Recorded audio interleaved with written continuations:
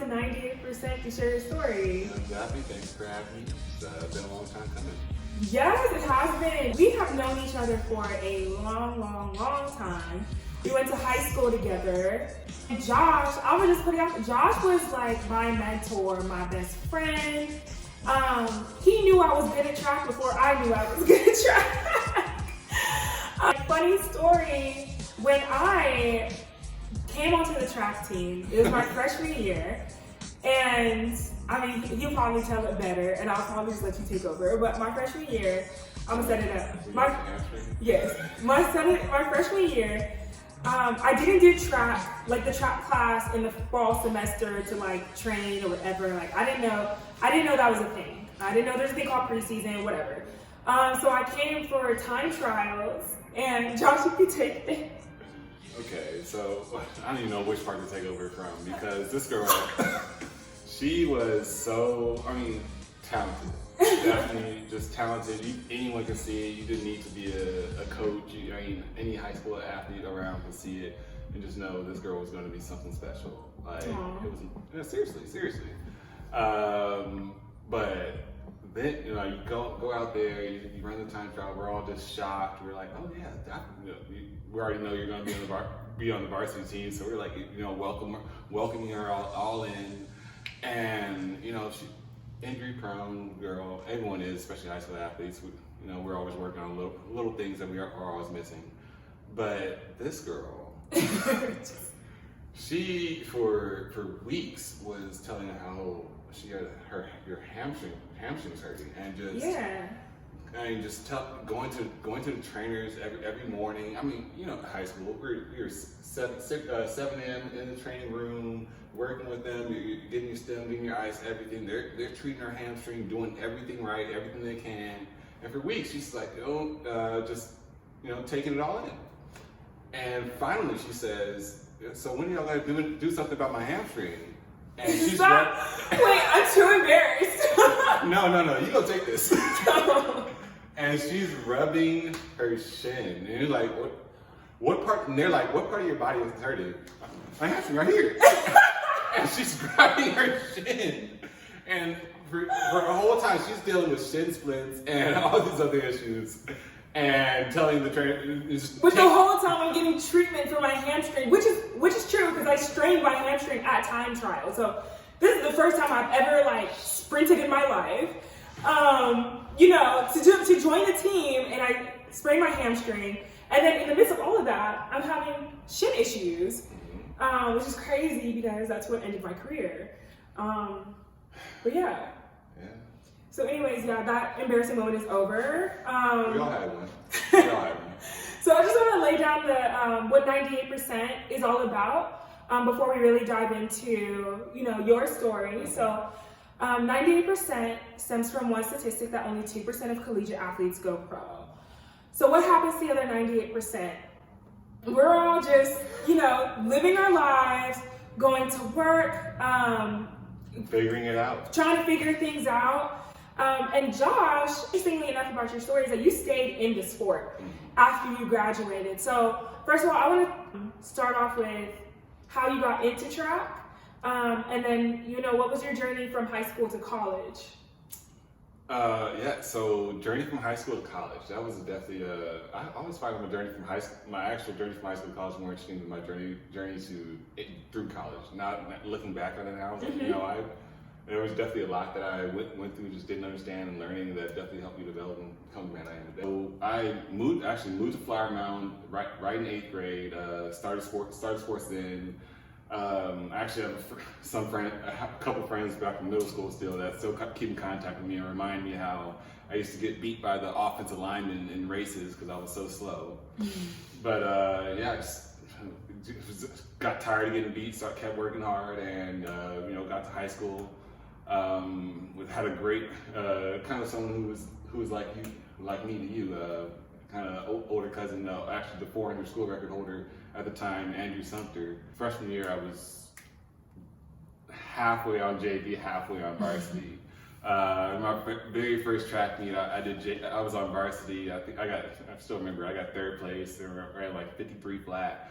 I was like, oh cool, or not 53, 54 flat. And I was like, oh, cool. But they moved me down to JV just so I could, have some, winning experience and everything. That was a great year. I went throughout the year undefeated. Got to district championship, won district championship in the 400 and 800. And funny story about the 800. That was a complete accident that I still just. I don't want to hear anyone argue that 800 is the hardest event in track and field, hands down. It's true. I ran a 10K. 800 is harder, way harder. From what I understand of the 800, it's a complete sprint. No matter how you want to put it, there is no. I think any 800 runner that I've spoken to has always tried to have a strategy going into the 800, and that strategy gets blown out the water. No, it's a dogfight the whole time, and especially when you hear that bell, and it's like, all right, it's time to go, and it's like, if you don't go, that's it, you lost. And that's a whole nother 400 after that. After you just got done running 53, you're like, oh, my PR is only 50. Yeah. That's tough. And it's funny because when you got to college. I don't mean to jump ahead here, but when you got to college, you picked up the 400 hurdles. So what made you make that transition into just running straight on a track to jumping over obstacles for a whole 400 meters? What was that transition like? And you see both those stories go hand in hand for the 800 and 400. Yeah. Because I came to the 800 because I asked my coach if I could run the 300 hurdles. And he said, well, that's too close to the 400, so let's find us something else. Let's do something else. Oh, in terms of the timing of events? Yeah, timing for the events, because it goes 400, then 300 hurdles back to back. Yeah. So they were like, let's try you at 800. I ran like 215 the first week and 204 the next week, and they're like, yeah, we found you next event. Ran that all throughout high school, and that was actually the event that colleges wanted me for. Mm-hmm. I had a good 400 time, but colleges wanted me for the 800. Go to UTSA, UT San Antonio, University of Texas San Antonio, and did my first year there as a 400 meter runner. It was good. Had a little bit of hiccups, and I'll tell that later on in the story. But ultimately, I just wasn't producing the way they wanted. Yeah. So they were like, Josh, we're going to give you one more year at the 400, and if you don't hit the numbers we're looking for, we're going to have to move you to the 800 because we know you can hit the numbers we're looking for there. Mm-hmm. That next season, we had a new sprint coach. It was my head coach who told me that. We had a new sprint coach who came in, and the very first time speaking to him, I introduced myself to him as a 400 hurdler. He didn't know any different. I came to practice that day, told my teammates to shut up. I was YouTubing hurdle videos and things to okay, let me have an idea what it looks like to go over, and went throughout the first practice and was all right. Made it all the way to the very first outdoor track meet before my head coach found out that I was even training for hurdles. he didn't even recognize that I was signing up. He was like, "What's Josh doing? Signed up for the 400 hurdles?" He was like, What is this? And I was like, he's a hurdler. And he was like, let me handle this. Because I asked my head coach to hurdle at least 3 times my freshman year. Yeah. And he joked to me about a lot of stuff, but ultimately he's like, no, just you're not even coordinated, you're not balanced, you're not fast, whatever. And anyways, he comes up to me the morning of our first outdoor meet. I'm eating breakfast in our hotel room. It's a spring break meet in San Diego, and he puts his hand on my shoulder. F this up if you want to, Josh. That's all he said. You know you weren't supposed to be here. F this up if you want to.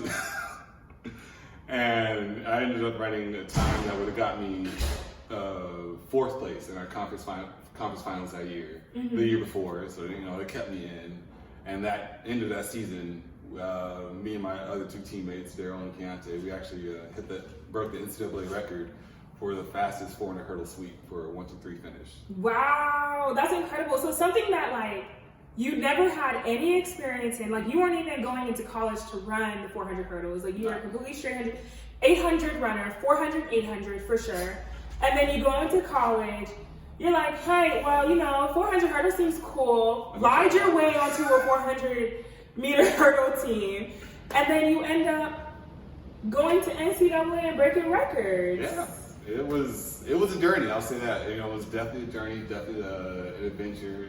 Kind of shape your own destiny. I say. Yeah. I knew I could do it. I knew I could be a good hurdler from way back then. And I just wanted that opportunity, and I just. I lied to get there, but it worked out. It worked out. At times when you are in college and you're dealing with coaches and the wants of the coaches, and you have your own desires, at times you gotta do what you have to do to get what you want out of the sport, and it's a business, right? 100%. Like 100%. It's a business, so.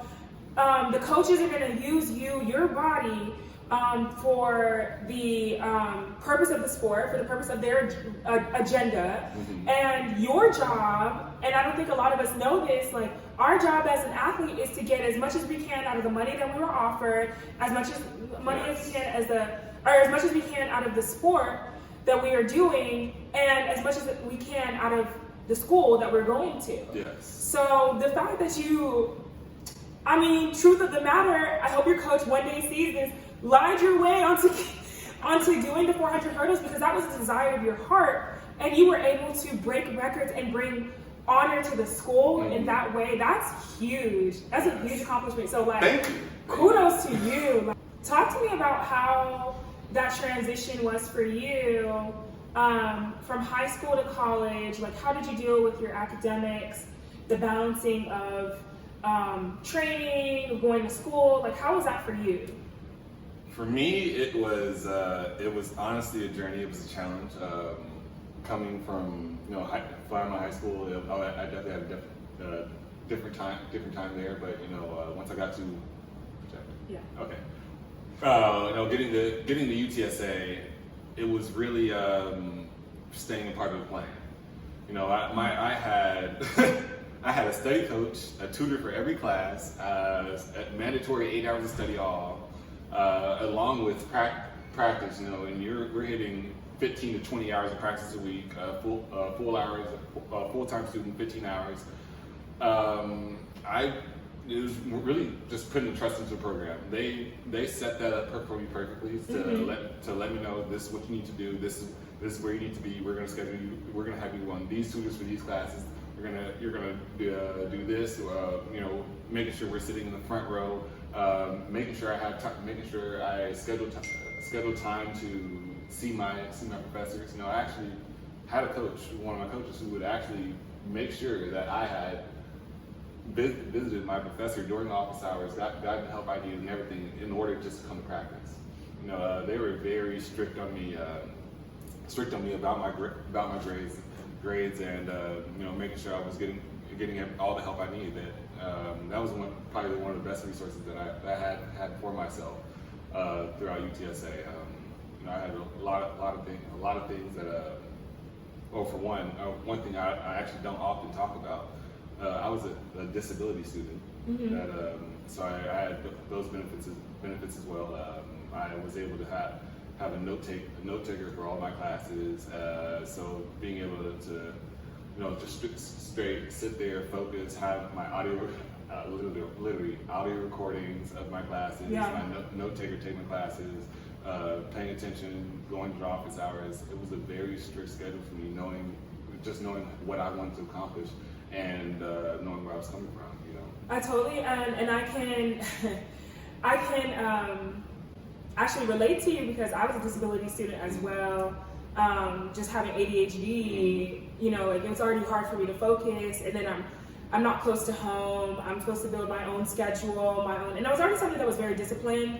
It did help to have a note taker because I was taking pre-med courses, and those pre-med courses didn't coincide with the times that I could go to training. So at times I would have to choose training over going to class.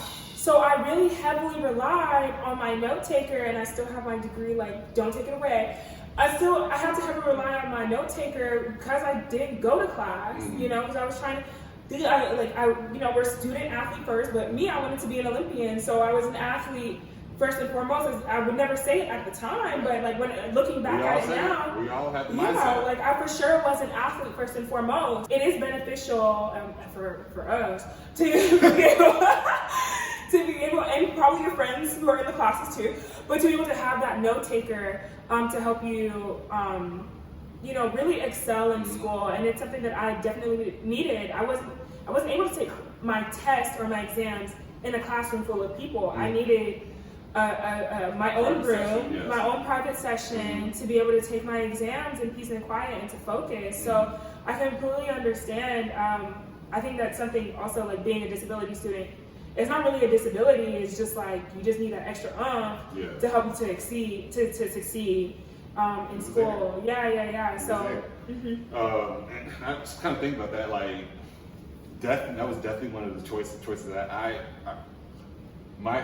they made me take an extra year. I did not have that choice. They were like, no, you're going to go to class. But I also see see a lot of students. They're stuck with that battle. Like, okay, do I go to class?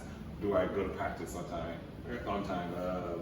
How do I balance that out? How do I keep up with that? But coaches a lot of times just look at it on that business side.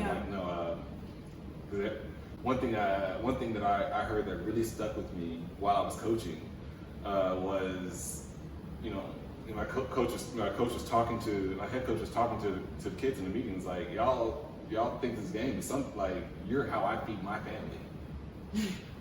If you start messing around, my family's gonna go hungry. So I can't just let people do whatever they want sometimes. I was like, I wish I heard that back in college when I was competing, because I can think of a lot of my teammates, how we would have conducted ourselves just a little bit differently.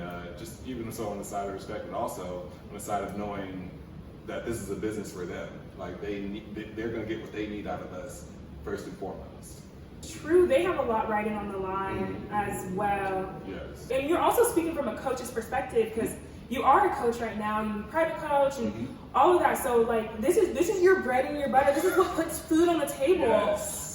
So I love that you're able to actually remember that from your college years, because I would look at my coach and be like, hey, wet.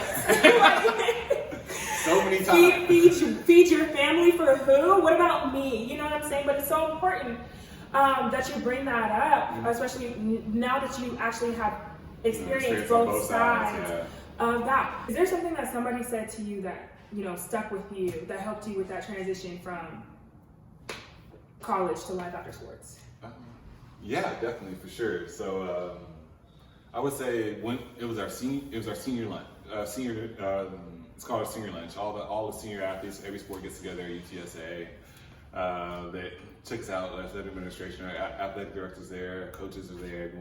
Everyone's eating, networking, conversating, having fun, reminiscing about the times we just experienced. We're all getting ready to graduate. And they had one of the former student athletes, Ryan Proudfoot. He was a baseball player for UTSA. He came back to speak to us. Excuse me. And what he said really truly helped me out, because no one told me that. No one really set me to prepare for that idea in that moment, or even got me to realize that what I had in the sense of being a student athlete. But it just told us how, quite honestly and quite frankly, how different and in a sense of lonely that following year may be for a student athlete. Once you graduate, you're no longer a student athlete. You're into the real world. You're losing all sorts of benefits that you didn't even recognize that you had. That things that got done for you that you didn't even realize. Oh, this doesn't get done for everyone. This isn't the normal thing that goes on. Even from the sense of registering for classes. I remember when I got to grad school, I was lost. I had never registered for classes, never registered for a class until I got to grad school. And I was like, what do I do? Did I do this right? Did I do this right? Like simple things like that. You don't realize the benefits that you have, the networking, just the access that you have to certain just benefits in life just Yeah. being a student athlete. I mean, I could think of times even going back to Flower Mound, and you know, just walking around, people recognizing, oh, Joshua Smith, track guy, yeah. I'm just going to the movies. I'm in a movie theater. Yeah. And like, oh, this is cool. When people just recognize you, they know you for something you did. It's something you did, something you know you're proud of. But and just receiving those benefits for nothing. In your eye, you think it's nothing. I mean, to me, it's like, oh, I was going to do this anyways, and now I love what I do. I love working. I love track, and I would have, you know, competed any way I could. But you know, I get to these free trips out of the state, you know, Yeah. out of state, you know, week long going to San Diego, week long going to New York once a year, you know, scholarship. Yeah. That's a, you know, big, not paying for school, that's a huge one, especially the more higher up you get in those scholarship levels. You know, not all athletes or full-ride athletes have that benefit, but you know, even catching a 50% scholarship, that's a huge thing that takes off a lot of debt, a lot of weight off your shoulders. I like that, you know, you actually had somebody come in and tell you, even though it was senior year, that, hey, life is going to look a lot different, you know, from when you're in college. Yeah. And when you're going back to your hometown, yeah, people are going to recognize you for what you used to do. And you're going to think that it's like something so small, but that's like the purpose of 98% is to empower athletes to come on and share their story, because to the regular person, to the regular eye, it's like, wow, you really did that. Like, that is remarkable. And I think another flip side of that is that, you know, yeah, I used to be an exceptional athlete, but now that I'm in this regular world, I don't get those same perks. I don't know how to register for my own classes, you know, like I don't know how to do it, or I got all these free trips and now I got to pay for them myself, you know, so things like that where like that reality actually hits you of being, you know, a scholarship athlete or a top athlete that you, especially when you're D1, you get to have all these other opportunities, you know, to travel, to experience, you know, different aspects of life. You get the priority access to classes, all of that, and all that stops when you make that transition into, you know, the real world. Into the real world. So I want to kind of transition from that. What was that transition for you like from after you've heard that from that former athlete? You've kind of soaked that in. What was that transition for you like to life after college, after sports? I would say mentally handled a lot better than physically. You know, because mentally I you know, been through so much. We're headstrong people. You know, we're resilient. That tends to be why we made it to where we did. But physically, it came hard to figure out, okay, how do I get all these things all these extra perks that I had, how do I get them back in my life? Yeah. Goes back, you know, and having to, you know, go out on your own, not having someone to just point, okay, go to this person to get that, go to this person, they're going to help you out with this stuff, and they can point you in this direction to get to your next step. Not having that person to do that, put you in front of those people, put you in the doors, and having to do it for yourself. You know, you really have to take in everything you've learned, look back at everything you learned, piece together yourself, and just go forward with it. I mean, me myself, I started off as a coach, like as we said before. I was coaching for my first 4 years after college. Went to 3 different universities: University of Incarnate, University of North Texas, and Xavier University in Louisiana, to HBCU. Definitely had you know, learning experiences, great learning experiences at every single one of those. Things that I'm even taking now outside of the sport into my corporate world. Even now, like working as a recruiter now, you know, it's one of the things that I heard so much during my interviews is like, oh yeah, we love working with athletes because of their resiliency. Like, yeah, we hear no so many times. We don't get what we want so many times. One of my favorite quotes is from Usain Bolt. I trained for 10 years to run for 9 seconds. Yeah, that's like, you know, I think about it, going to my PR, like I trained for, what was that? 9 years of my life. I put work in to get that 50-second mark, and I was like, you know, I'm gonna celebrate this. You know, I was. And you should, and it's so crazy that you say that because I didn't start running track till freshman year of high school. I guess like I was having fun with it my freshman year, and then my sophomore year I got more competitive with it. Yeah.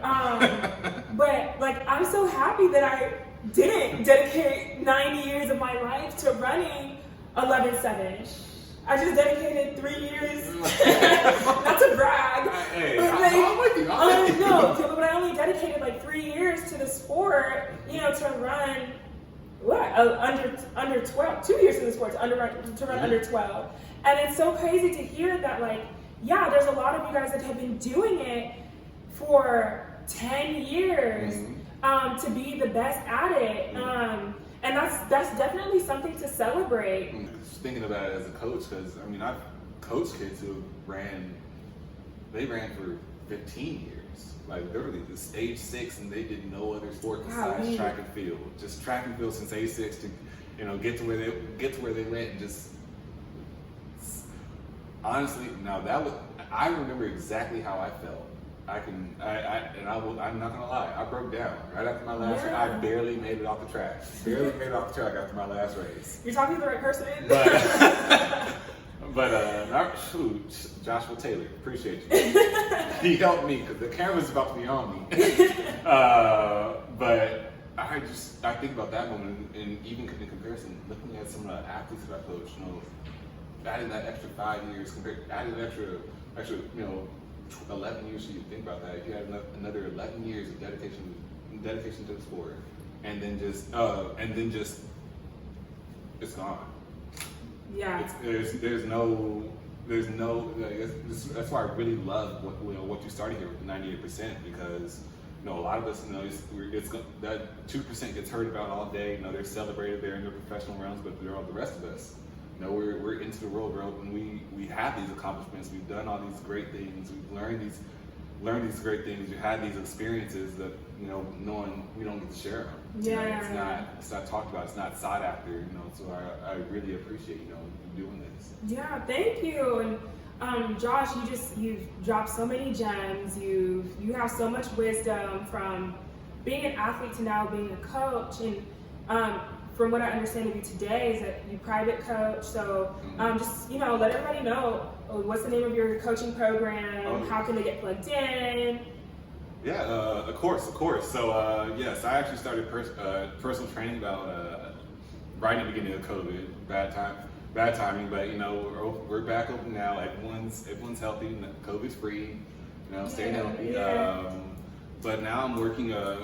My group is called True Speed and Fitness. You know, I came with the name because it's really what I see about track and field. And it's not True Speed is not about just, you know, speed. It's about what it takes to get the speed. You know, it's not going to be, you know, just night and day difference. Like you get out there, you do a couple workouts, and that's the end all be all. That's the solution. No, we got to I'm going to teach you the specifics of what it takes to get from the difference from running to being able to sprint, being able to be that power athlete, being able to hit the positions and angles that you need to be able to do to get, you know, execute things properly. You know, so it's really working the fundamentals for the most part. It helps out with all athletes. You know, it's not just track. You know, I like to say track is the ultimate sport, or the first sport. You know, I mean, who is it? Carl Lewis? Best thing I ever heard in my life was like, he said, "Who are the fastest people in the world?" It was like, cavemen. If you didn't run fast, you died. That was it. You put your foot down, you get to run, you run like your life depends on it. You're going to be fast. You're going to get somewhere. But you know, I like to teach those fundamentals, get us going to the basics. I always go back to the basics so we can get to that ultimate level of speed, so we can get to competing with those cavemen. I like to say, I like to tell my athletes, But I started working my team. I'm actually taking in clients right now. I'm looking for another 15 kids right now to work with a group. I want to get the group sessions going together. Mm-hmm. Kind of like I know I had a group that I trained with back when I was in Flower Mound High School. I know you had your group that you trained with, but I really want to get that going back together. There's so much talent in this area, and I just want to make sure that they're getting all the knowledge, getting everything that they need to really excel and get to that next level. If that's in their journey. I want to see as many people get the opportunities that they can. Get that scholarship. I know for me myself, without that scholarship, without UTSA, all the other schools that came forward, without that, I wouldn't have been the first male to actually graduate in my family. Yeah, it's huge. Congrats. Yeah. Thank you. So those opportunities, they're out there, and I want to make sure everyone's having those opportunities, getting as much as they can for themselves, and of course having fun in the sport. Yeah. Josh, I just want to thank you so much for coming on to 98% and sharing your story. I know that hearing your story is going to impact somebody else's life. And if we just can impact one person, we've done our job. Have we not? Exactly. Yeah, so thank you.